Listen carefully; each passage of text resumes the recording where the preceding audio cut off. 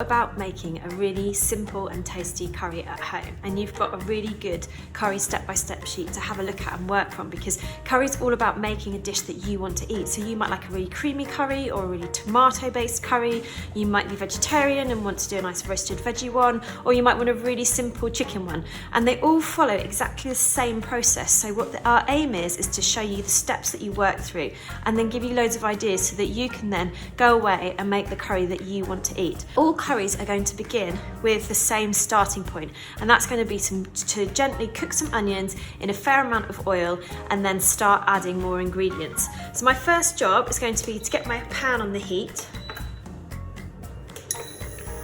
Now, if you want to add quite a lot of flavour to your curry, you might want to start by adding some whole spices. Now, you can completely leave this out if you're cooking for kids and they don't like bits, then I definitely wouldn't add them. But if you want to experiment, they give you some really nice flavours. So what I'm going to do is add my oil. So I've got 3 or 4 tablespoons of oil, so quite a lot, more than you probably would think. That's really important because it just helps our onions cook and develop all those flavours.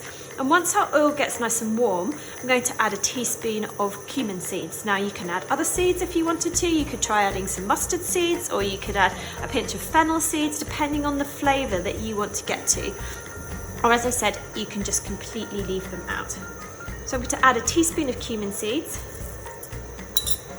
And I'm just going to let them fry until they start to crackle a little bit and they release some nice aroma.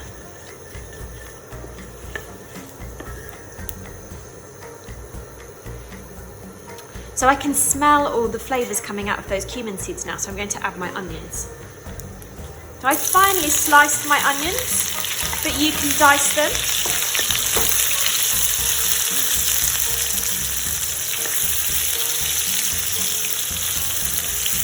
And then I'm going to turn the heat down quite nice and low, and I'm going to cook those onions for 5 to 10 minutes until they're nice and soft and golden and going translucent. And you'll hear me say that endlessly in all the different workshops, but onions are so important to get that lovely sweet base flavour from them.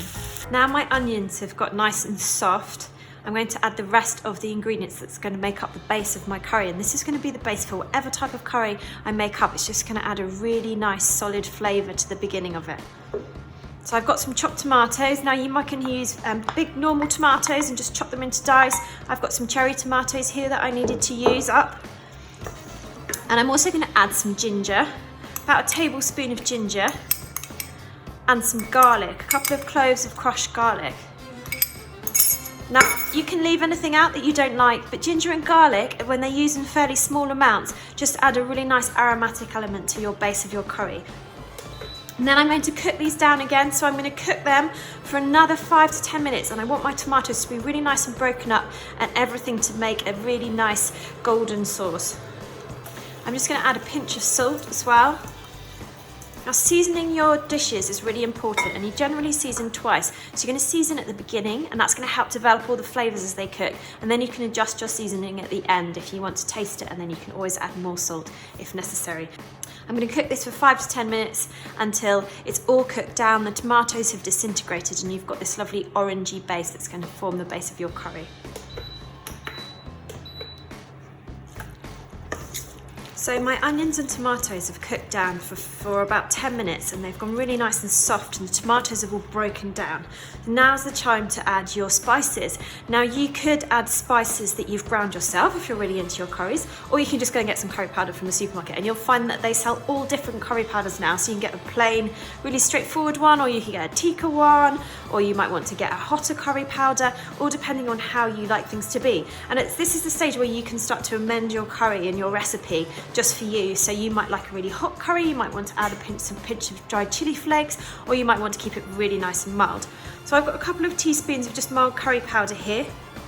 So I'm going to make a really simple family curry. So have a look at the curry powder that you're using, but by a guide, about a couple of tablespoons of curry powder is going to be perfect. And I'm just going to cook this for a minute, just to get the flavours all nicely through the curry, and to just cook out those spices to release their flavour. So it already smells really nice, and we've only got some basic ingredients. Now this is your base curry paste. So what you could do is make double, and then at this point take half out, cool it and freeze it. So you can, the next time you want to make homemade curry, you can go from this point. If you like your sauce to be really smooth, you could always blitz it up with a hand blender.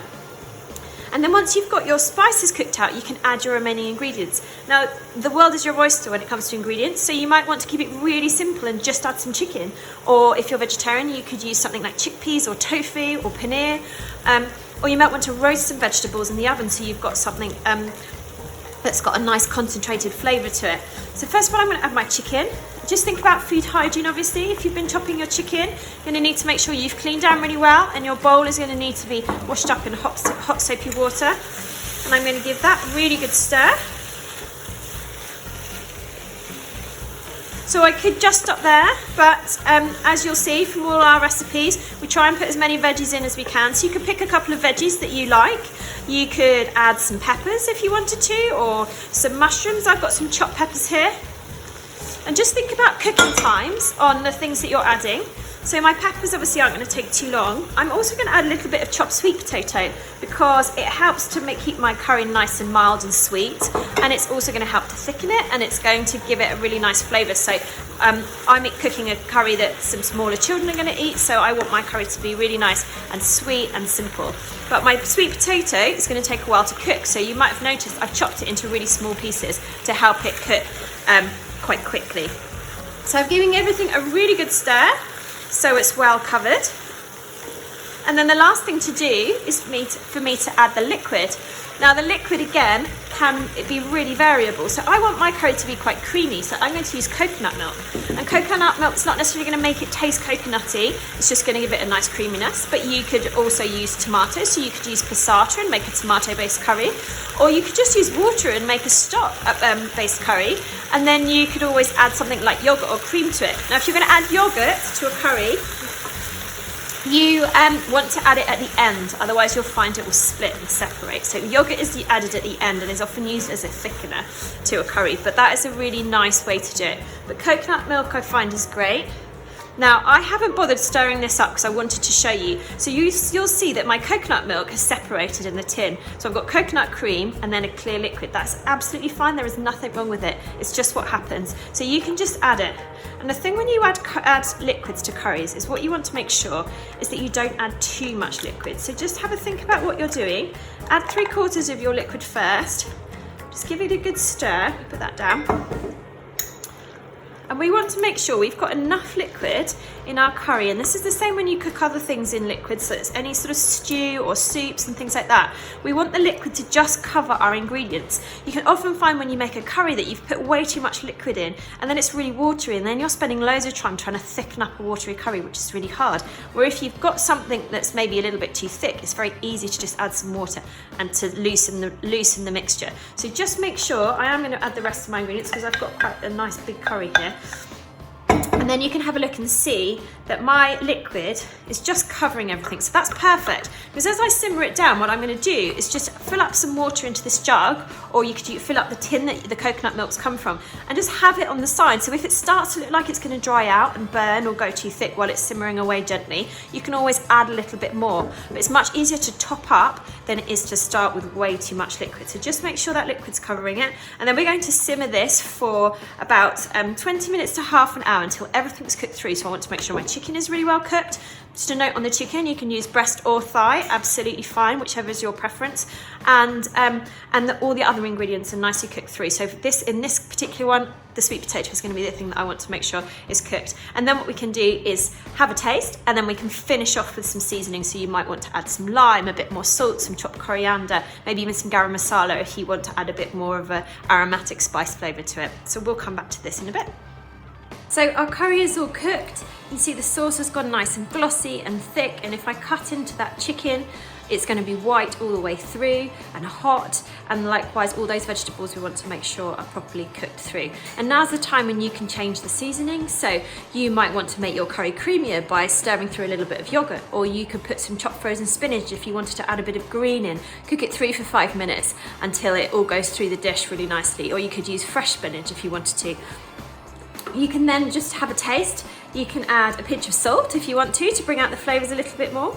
If you've been using tomatoes, you might find it tastes a little bit acidic, at which point you want to maybe stir through a teaspoon of sugar or maple syrup. If for freshness, you might want to add a squeeze of lime.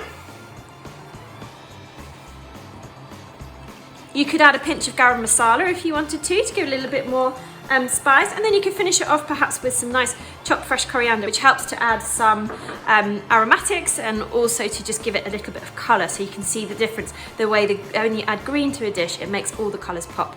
And there you go. So you can serve that with some steamed rice, you can just serve it with flatbreads, and you can serve it with some yogurt raita. So you've got a lovely meal there. Enjoy.